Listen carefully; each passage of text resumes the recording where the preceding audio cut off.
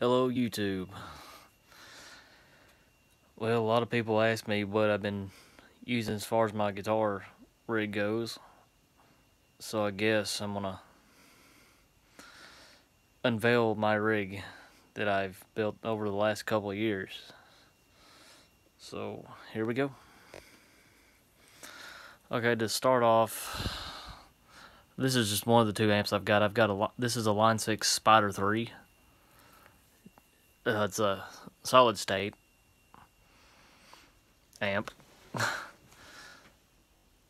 This is the amp I've been using at my church when I've been playing at church.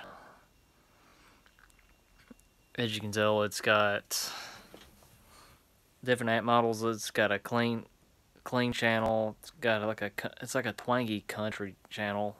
Got a blues type channel. Got a little bit of a crunch channel, which is pretty, in my opinion, it's kind of cool. Then you've got the metal. You can do the channel you can do metal music with. It's more distorted. Then you have this insane channel, which is like super death metal kind of deal. Of course, moving on down it. You got your drive knob, which controls the gain. It's like for like a more gain, more drivey channel kind of deal. Bass knob, mid, treble, then channel volume.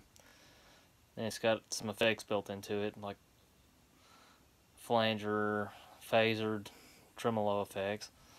Then you got your delay, echoes, and the sweep echo. Then you can adjust your reverb on this amp, which is my thing, is kind of cool because I like using a lot of reverb personally. Then your master volume, which is so on and so on. So now, I'm gonna move down to the pedal board. Turn that off because it's so bright. Okay, starting on the left side of my board, got a Behringer DD600 digital delay, which is kind of cool actually in itself. Super cheap. I think I paid probably $30 for it. Then go on down to the Nux Time Factor, which is my favorite delay because it also doubles as a looper, which is kind of cool because I've been kind of messing around with that a little bit just to see what I can do with it. And then you move on to my, what is this one? The Afterburner, which it's okay, but I use it more. I don't use it really as a drive. I use it more as a boost to boost my channel, boost the signal, which it's decently priced, about $80. Oh yeah, I forgot. Okay, on the Time Factor, about $69 online, which is not too bad for a delay for a beginner delay pedal for somebody. Alright, now moving on to the middle of my board, my volume pedal, which obviously you know what that does. Controls the volume. Then moving on over more, I got a Digitech chromatic tuner pedal, which is really handy for me because I've been wanting something like this for a while, and I finally bought it. Which online you're about $50, not too bad for delay, cheap. Then underneath that is my T-Rex Fat Sugar reverb pedal. Really love this pedal. It gives my channel some cool stuff, especially if I'm doing swells. Cool stuff. Moving next to that is my Blackstar LT drive. Favorite overdrive by far so far, until I buy something else. I mean, to update my board, of course. Which is, I'm probably gonna be making another video sometime down the road, with just different updates that I've did to it so far. Other than that, then last but not least, is my Modtone compressor. which is not too bad. They could do some improvements on their pedals, on their compressor pedals, which so far I like this one.